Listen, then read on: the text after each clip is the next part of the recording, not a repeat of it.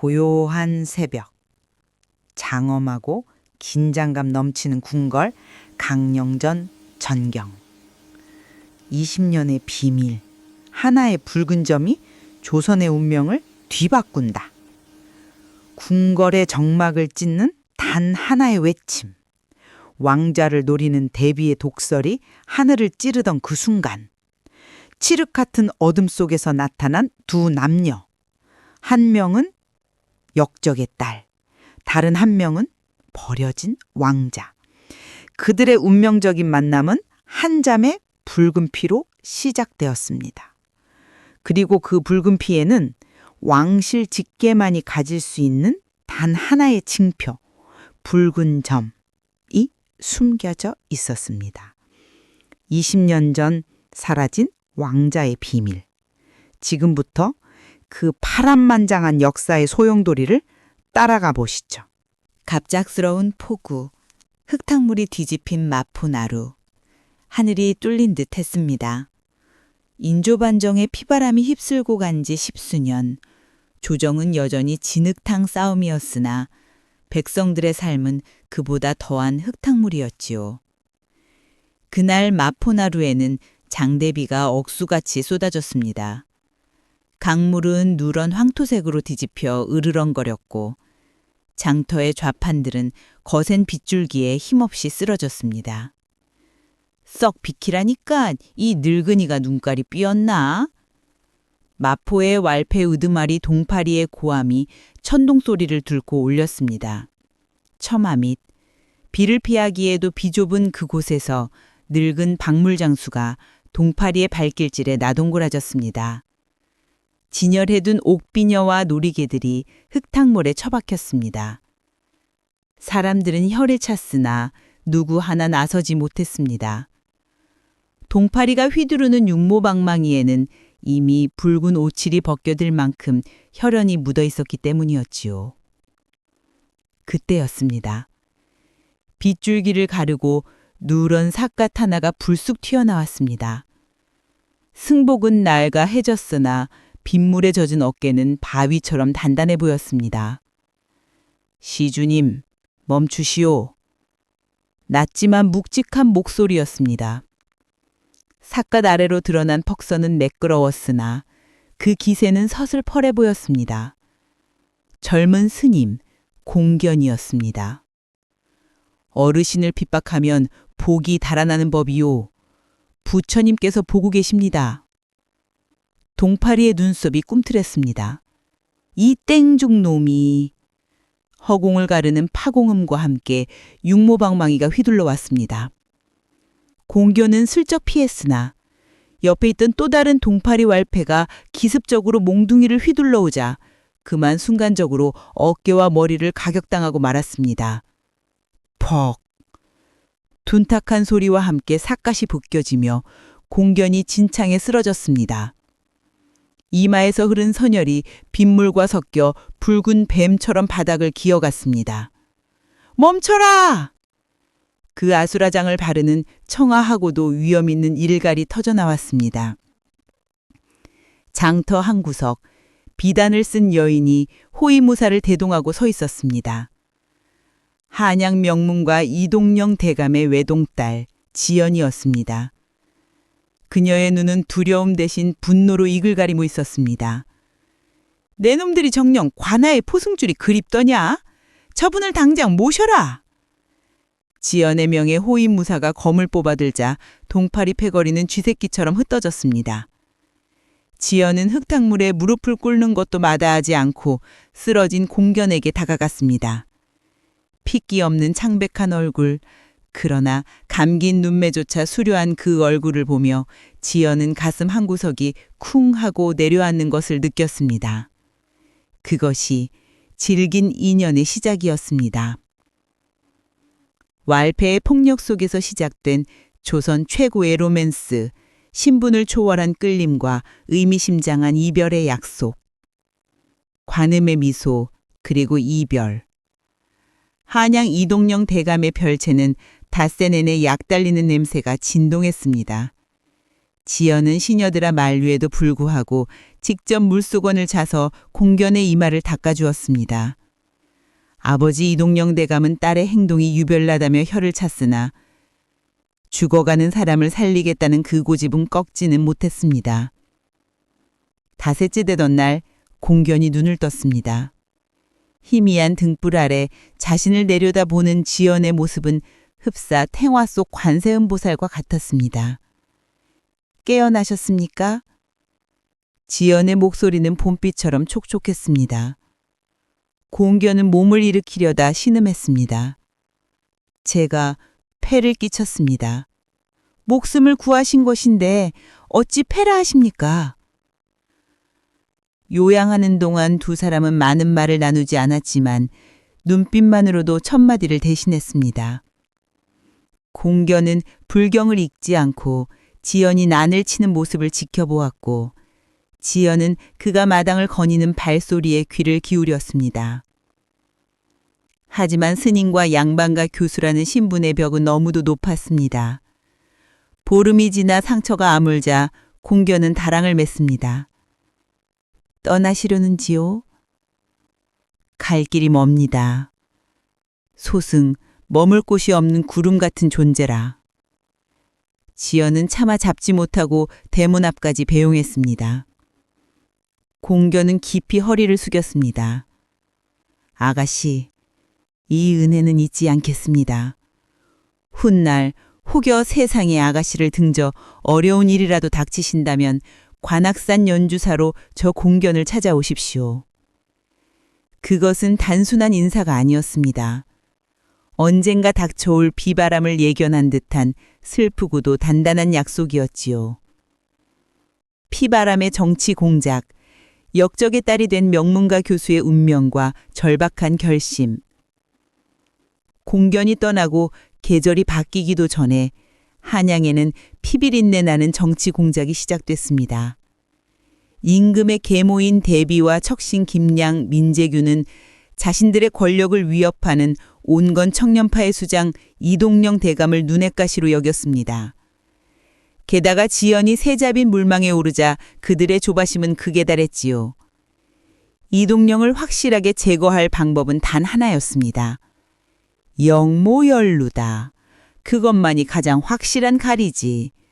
민재규가 비릿한 웃음을 흘리며 조작된 서찰을 이금부에 던졌습니다. 어느 새벽 들이닥친 금부도사들의 고함 소리에 평온하던 대감댁은 산산조각이 나버렸습니다. 이동영은 나와서 포박을 받으라! 끌려가는 아버지의 뒷모습을 보며 지연은 입술을 깨물어 피를 흘렸습니다. 임금의 비우덕에 참수는 면했으나 아버지는 머나먼 추자도로 유배를 떠나셨습니다. 충격을 받은 어머니 신씨 부인은 피를 토하며 자리에 누우셨습니다. 집안은 풍비박산이 났고 하인들은 풀뿔이 흩어졌습니다. 약값을 낼 돈조차 말아갈 무렵에 지연은 밤하늘을 올려다보았습니다. 세상이 나를 등지거든. 공견의 마지막 말이 귓가에 맴돌았습니다. 그래, 가자. 그곳에 길이 있을지 모른다. 지연은 마침내 결심했습니다. 공견이 연주사로 오라고 말하는 과거 장면 오버랩. 스님의 정책에 드러나는 충격적인 반전, 왕실 직계의 붉은 점. 연주사의 비밀을 향해. 관악산의 험한 산세는 곱게 자란 지연의 발을 만신창이로 만들었습니다. 하지만 그녀는 멈추지 않았고 마침내 절벽 끝에 매달린 듯한 연주사에 당도했습니다. 마당을 쓸던 공견은 흙투성이가 된 지연을 보고 빗자루를 떨어뜨렸습니다. 아씨! 지연은 그 자리에 주저앉아 그간의 서름을 쏟아냈습니다. 공견은 말없이 그녀의 어깨를 감싸 안았습니다. 승려의 계율도 남녀의 유별함도 그 순간만큼은 무의미했지요. 그날 밤 주지 운경 스님은 공견과 지연을 은밀히 불렀습니다. 촛불이 흔들리는 법당 안에서 운경 스님은 낡은 목함을 꺼냈습니다. 이제 때가 되었습니다, 공견아. 아니, 이겸아? 공견의 눈이 커졌습니다. 그게 무슨 말씀이십니까? 너는 20년 전 대비의 모함으로 궁에서 쫓겨난 염씨 후궁의 소생, 바로 금상의 첫 번째 아들이시다. 운경 스님은 떨리는 손으로 공견의 등복을 들쳐 올렸습니다. 등 한가운데 박힌 붉은 파달만한 점, 왕실의 핏줄에게만 나타나는 기이한 표식이 촛돌 아래 선명하게 드러났습니다. 이 붉은 점이 네가 왕자라는 증거다. 그리고 여기 이 옥패와 염씨 마마의 혈서가 있다. 충격적인 진실 앞에 공견, 아니 이겸은 말을 잇지 못했습니다. 자신이 그토록 혐오하던 권력의 정점에 자신의 뿌리가 있었다니. 하지만 운명은 그들에게 숨을 돌릴 틈을 주지 않았습니다. 창호지 문 밖에서 인기척이 느껴지더니 단검 하나가 날아와 법당 기둥에 박혔습니다. 민제구의 첩자였습니다. 도망쳐라, 어서! 옹경 스님은 증거물이 담긴 보따리를 이겸의 품에 안기고 그들을 뒷문으로 밀어냈습니다. 곧이어 들이닥친 의군부 병사들의 횃불이 연주사를 집어삼켰습니다. 스님, 가거라, 살아서 뜻을 펼쳐라. 옹경 스님은 수십 명을 상대하며 시간을 벌어주셨고 그 처절한 희생을 뒤로하고 이겸과 지연은 지뢰 같은 어둠 속으로 달려 그곳을 벗어날 수 있었습니다. 왕자의 탄생 기록, 붉은 점을 찾기 위한 목숨 건 재잠입. 붉은 점, 어둠을 가르다. 다시 한양으로 돌아온 두 사람은 쥐연의 별채 지하에 몸을 숨겼습니다. 이겸은 스승을 잃은 슬픔에 잠겨 있었지만 지연은 단호했습니다.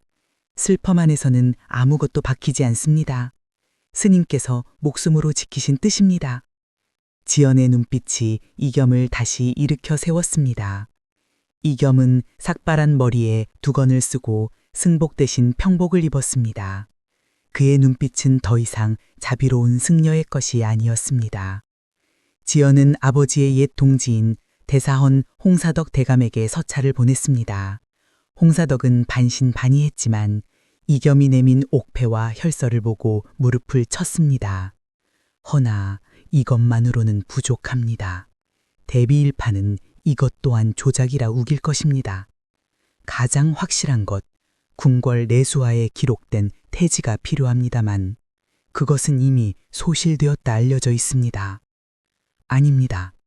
이겸이 조용히 입을 열었습니다. 스승님께서 돌아가시기 전 제 태를 묻은 곳을 알려주셨습니다. 연주사 법당 밑에 돌틈에 숨겨두셨다 했습니다. 그들은 다시 죽을 뻔한 사지로 향해야 했습니다. 불타버린 연주사 폐허 속에서 숯덩이가 된 기둥들을 치우고 마침내 검게 그을린 오칠함을 찾아냈습니다. 그 안에는 염씨가 피로 쓴 탄생 기록이 고스란히 담겨 있었습니다. 칼날이 춤추는 궁골, 붉은 점을 드러내는 충격적인 순간, 강령전의 침묵을 찢는 외침. 새벽 안개가 채 걷히기도 전 경복궁의 공기는 설얼음판처럼 차가웠습니다. 밤새 내린 서리가 기아 끝에 매달려 있었고 강령전 앞들에는 숨막히는 긴장감이 감돌았지요. 그 시각 편전 안에서는 대비가 임금을 향해 매서운 독설을 퍼붓고 있었습니다. 주상, 언제까지 저들의 눈치를 보실 겁니까? 역적 이동령의 잔당들이 아직도 도성 곳곳에 숨어 역모를 꾀하고 있습니다. 오늘 안으로 그 딸년인 지연을 잡아들여 그 아비와 함께 능지처장을 하셔야 이 나라의 기강이 섭니다. 좌의정 김양과 병조판서 민제구가 대비의 양옆에서 승냥처럼 눈을 번뜩이며 거들었습니다. 임금은 창백한 얼굴로 옥좌 손잡이만 꽉 쥐고 있었습니다. 힘없는 군왕의 눈빛은 흔들렸고 대비의 서슬퍼른 기세에 눌려 입술만 달싹일 뿐이었지요. 그때였습니다. 멈추시오! 그 더러운 입들을 다물라! 고요하던 강령전 앞들을 찢어발길 듯한 외침이 천둥처럼 터져나왔습니다. 궁궐의 정막을 깨는 그 소리에 편전 안의 모든 시선이 창밖으로 쏠렸습니다. 수문장들이 우왕좌왕하는 사이 16명이 근군이 포위망을 좁혀오고 있었지만 두 사람은 그 틈을 뚫고 뜰 안으로 뛰어들었습니다. 궁녀복을 했으나 머리는 흥크러진 지연, 호위무사의 갑주를 걸쳤으나 승려의 두건을 쓴 이겸이었습니다. 저것들이 감히! 민제구가 문을 박차고 뛰쳐나왔습니다. 무엇들 하느냐? 저 미친년과 놈을 당장 배워라! 어서! 근군들이 창끝을 겨누며 보위망을 좁혀왔습니다. 사방에서 쏟아지는 살기가 피부를 찌르듯 했습니다. 지연은 다리가 후들거렸지만 곁에선 이겸의 단단한 어깨를 보며 이를 악물었습니다. 지금 물러서면 아버지도 이겸도 나라의 진실도 모두 끝이었지요. 지연은 품속에 소중히 간직해온 오칠함을 머리 높이 치켜 올렸습니다. 전하, 소신 죄인 이동령의 딸 지연이옵니다. 제 목을 베셔도 좋으나 이 함에 담긴 진실만은 보셔야 하옵니다. 그녀의 목소리는 피를 토하듯 절절했습니다. 이 아내는 20년 전 대비마마의 모함으로 억울하게 쫓겨난 염씨 후궁마마의 혈서와 전하께서 잃어버리신 왕자님의 태지가 들어있사옵니다. 순간 편전 문턱에 서 있던 임금의 눈이 커졌습니다. 염씨라는 이름, 가슴 깊이 묻어두었던 그 이름이 들리는 순간 임금의 심장이 요동쳤습니다. 무엇이라? 염씨라 하였느냐? 주상, 듣지 마소서. 저것은 요망한 계집의 헛소리입니다. 대비가 비명을 지르듯 소리쳤습니다. 김양이 칼을 뽑아들고 계단 아래로 뛰어내렸습니다. 전현이 미쳐서 걸레를 어지럽히는 거라. 내 직접 전현의 목을 베어 입을 닫게 하리라. 김양의 칼날이 지연을 향해 내리꽂히는 찰나 챙캉! 날카로운 금소금과 함께 김양의 칼이 허공으로 튕겨 나갔습니다. 이겸이었습니다. 그가 쥐고 있던 칼집으로 김양의 손목을 쳐낸 것입니다. 이겸은 순식간에 김양의 앞을 가로막아 섰습니다. 물러나거라. 그의 목소리는 낮았지만 벼락 같은 위엄이 서려 있었습니다. 평생 산사에서 수행하며 다진 내공, 그리고 핏줄 속에 잠재된 왕가의 기품이 폭발하는 순간이었지요. 김양은 자신도 모르게 뒷걸음질 쳤습니다. 그가 느끼기에 이겸의 눈빛은 산중 호랑이보다 매서웠습니다. 명의 대면, 아버지와 아들. 이겸은 천천히 임금을 향해 고개를 돌렸습니다. 그리고 두건을 벗었습니다. 짧게 자란 까까머리, 햇볕에 그을린 피부. 그러나 그 이목구미는 옥좌에 앉은 임금의 젊은 시절을 그대로 빼닮아 있었습니다. 전하, 불루자 이제야 아버님을 뵙습니다. 네, 내 놈은 누구냐? 소신, 20년 전 어미를 잃고 관악산 연주사로 숨어들어 목숨을 부지한 전하의 장자 이겸이라 하옵니다. 뜰 안은 찬물을 끼얹은 듯 고요해졌습니다. 금군들조차 창을 내렸습니다. 민제규가 악을 썼습니다. 거짓이다. 천한 종놈이 왕자를 사칭하다니.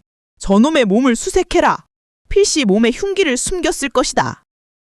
임금이 손을 들어 내근 위의 움직임을 막았습니다. 여봐라. 잠깐 멈춰라. 내금이 장에 칼끝이 멈추자 민제구가 움찔하며 몸을 웅크렸습니다. 임금은 이겸을 바라보며 말했습니다. 이겸이라 하였느냐. 좋다. 우선 내 말을 들어보자. 이겸은 미세하게 입꼬리를 올렸습니다. 증거를 보여드리겠습니다. 하늘이 내린 증거가 제 몸에 있습니다. 그는 상의에 고름을 풀었습니다. 옷자락이 스르르 흘러내렸습니다. 이겸은 천천히 몸을 돌려 임금과 대비 그리고 백관들 앞에 맨 등을 드러냈습니다. 아침 해가 처마 위로 솟아오르며 이겸의 등판을 비추었습니다. 그 정중앙, 붉은 파다를 박아넣은 듯한 왕실 직계에게만 나타나는 희귀한 붉은 점, 억점이 선명하게 빛났습니다. 헉! 대비가 외마디 비명을 지르며 기둥을 붙잡았습니다. 그것은 조작할 수도 지울 수도 없는 왕실의 징표였지요. 임금의 등에도 똑같이 있는 바로 그 점이었습니다. 임금은 비틀거리며 단계를 내려왔습니다. 신발이 벗겨지는 것도 잊은 채 뜰을 가로질렀습니다. 떨리는 손이 아들의 등에 박힌 붉은 점을 어루만졌습니다. 이것은... 임금의 눈에서 굵은 눈물이 흘러내렸습니다. 네가 정녕 내 아들 겸이더냐? 그 모진 세월을 어찌 견디고 어찌 살아서. 아바마마. 이겸은 사닥에 엎드려 오열했습니다. 임금은 아들을 끌어안고 짐승처럼 통곡했습니다. 20년 묵은 한과 부정이 본물 터지듯 쏟아져 나왔습니다. 지연의 눈에서도 하염없이 눈물이 흘렀습니다. 그녀가 높이 들었던 함 속의 문서들이 아침바람에 떨리고 있었습니다. 강령전의 통곡은 골담을 넘어 조선의 어둠을 깨우고 있었습니다. 악인의 몰락과 사랑의 완성, 성군으로 거듭난 세자. 비가 그친 뒤 연꽃은 다시 피고 핏바람은 거세었으나 그 끝은 명료했습니다. 이겸의 등장이 가져온 파장은 조정 전치를 뒤집어 놓았습니다. 의금부는 연일 죄인들을 실어나려는 수레소리로 시끄러웠습니다. 모든 음모의 배후였던 대비는 폐위되어 강화도 교동으로 유폐되셨고 권력을 휘두르던 김양과 민제군은 참수되어 저잣거리에 효수됐습니다. 그들이 흘린 피가 장맛비에 씻겨 내려가는 동안 백성들은 10년 묵은 체증이 내려간다며 환호했습니다. 주자도 절벽 끝에서 죽을 날만 기다리던 이동영 대감은 화려하게 복권되어 한양으로 돌아오셨습니다. 지연아, 내 딸아. 수축해진 아버지를 부둥켜 안고 지연은 엉엉 울었습니다. 어머니 신씨 부인 역시 지연이 가져다준 산삼의 효험과 돌아온 남편과 딸의 모습에 병석에서 일어나셨습니다.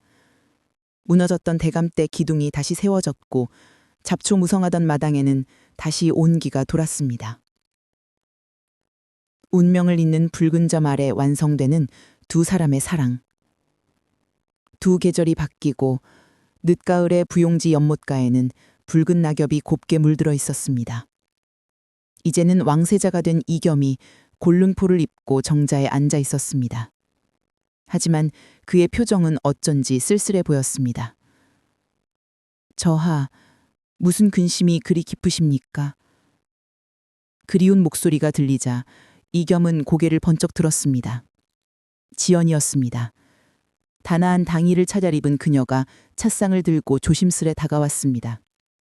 지연은 이제 세자빈 간택을 거쳐 정식으로 빈공의 자리에 오른 상태였습니다. 이겸은 주위의 내관들을 물리고 지연을 가까이 불렀습니다. 빈공, 내 잠시 옛 생각이 나서 그랬소. 관악산 시절 말씀이십니까? 그렇소. 비록 거친 밥을 먹고 헌 옷을 입었으나 마음만은 구름처럼 자유로웠는데 이 골룡포는 쇳덩어처럼 무겁구려.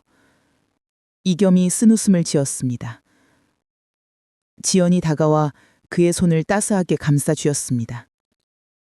저하, 연꽃은 진흙석에서 피어나지만 그 뿌리는 진흙을 탓하지 않는다고 했습니다.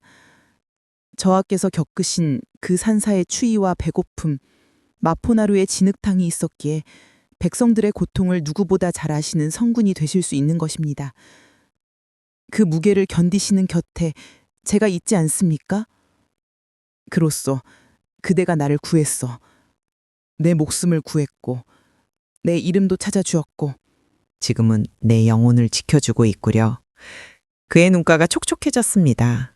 약속하오. 내 평생 이 나라의 흙탕물을 맑게 하는 군주가 되겠소. 허나 내 마음속 가장 깊은 곳, 그 주인이 되는 부처님은 오직 그대 하나뿐이요. 지연은 수줍게 그러나 환하게 미소 지었습니다. 저하께선 제게 관세음보살이라 하셨지요. 그렇다면 저는 저하를 평생 모시는 보살이 되겠습니다. 바람이 불어와 낙엽 하나가 두 사람의 맞잡은 손 위로 가볍게 내려앉았습니다. 멀리서 들려오는 풍경 소리는 마치 산사의 그것처럼 청아했습니다. 그날 밤 창덕궁의 깊은 밤은 정막 속에 잠겨 있었으나 두 사람이 머무는 동궁정의 침실만은 달빛조차 숨죽일 만큼 뜨거운 열기로 가득했습니다. 이겸은 떨리는 손길로 지연의 저고리 고름을 잡았습니다. 마포의 빗속에서 그토록 단호하고 강인했던 그녀였으나 지아비의 손길 앞에서는 봄바람에 흔들리는 매화 가지처럼 가녀리게 떨고 있었습니다. 스르륵. 비단 스치는 소리가 정막을 가르며 옷고름이 풀어지자 겹겹이 감싸있던 백옥 같은 속살이 은은한 촛불 아래 수줍은 자태를 드러냈습니다. 그것은 마치 깊은 산사, 아무도 밟지 않은 눈밭처럼 순백의 빛을 띠고 있어 이겸은 차마 손을 대기조차 아까운 듯 잠시 숨을 멈추었습니다. 촛불이 흔들리며 벽에 비친 두 사람의 그림자가 포개져 하나가 되는 실루엣. 그대는 나의 구원이며 나의 세상이요. 그의 낮은 속삭임이 지연의 귓가에 닿자 그녀의 목덜미는 부을게 달아올랐습니다. 이겸의 거친 손이 지연의 매끄러운 어깨선을 타고 내려갔습니다. 세월을 버텨온 사나의 손길이 닿는 곳마다 지연의 살결리로 뜨거운 불씨가 번져갔습니다. 지연은 어느새 이겸의 단단한 등을 스스로 껴안고 있었습니다. 그 등 중앙에 박힌 붉은 점이 두 사람의 운명을 잇는 인장처럼 뜨겁게 띄고 있었습니다. 이겸이 천천히 고개를 숙여 지연의 깊은 곳에 입술을 묻자 지연의 입술 사이로 억눌린 탄성이 흘러나왔습니다. 촛불이 흔들리며 벽에 비친 두 사람의 그림자가 서로 포개져 하나가 됐습니다. 이겸의 입술이 목선을 타고 내려와 가슴께에 머물자 지연은 활쉬위처럼 몸을 휘며 그를 받아들였습니다. 서로의 숨결과 체온이 뒤섞여 방 안 공기는 더욱 짙어졌습니다. 이겸은 마침내 지연의 깊은 곳을 찾아 단단히 끌어안으며 그 사랑을 온전히 나누었습니다. 그 순간의 격전은 마포나루의 장대비보다 거셌고 관악산의 바위보다 무겁게 내려앉았습니다. 지연의 손톱이 이겸의 등 근육을 파고들었습니다. 고통과 휘니가 뒤섞인 그 찰나 두 사람의 영혼은 육체의 껍질을 넘어 허공에서 얽힌 듯 했습니다. 이겸은 지연의 깊은 곳에 자신의 존재를 각인시키듯 일렁이는 숨을 내쉬었고 지연은 그 모든 격정을 한 점 남김없이 받아 안았습니다. 폭풍호 같은 순간이 지나고 방 안에는 나른한 평온이 찾아왔습니다. 헝클어진 머리카락과 땀에 젖은 몸이 비단잎을 위해서 엉켜 있었습니다. 창우지 밖으로 새벽빛이 희미하게 스며들 무렵 이겸은 지연의 이마에 살며시 입을 맞추며 기도했습니다. 이 평화가 영원히 깨어지지 않기를. 이겸과 지연이 서로를 마주보며 행복하게 웃는 마지막 장면. 20년의 고난과 시련을 이겨낸 두 사람, 마침내 운명을 완성한다. 버려진 왕자 이겸과 역적의 딸 지연. 그들의 사랑은 단순한 로맨스가 아니었습니다. 부패한 권력에 맞서 진실을 되찾으려는 처절한 사투이자 조선의 역사를 바꾼 위대한 연대였습니다. 진흙 속에서 피어난 이겸의 붉은 점은 비로소 성군으로서 조선을 밝히는 희망의 빛이 되었습니다. 다음 이야기에서 이겸이 펼쳐나갈 새로운 조선의 치세